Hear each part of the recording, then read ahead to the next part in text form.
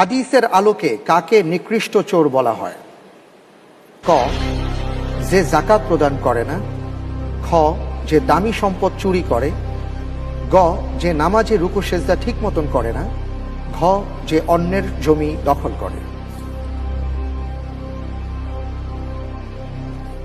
Like probably আমি এটাকে দিলাম।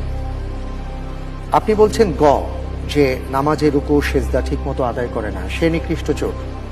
হাদিসের আলোকে জি লক করে দেব। প্লিজ। ফ্রিজ করে দেয়া হোক গ।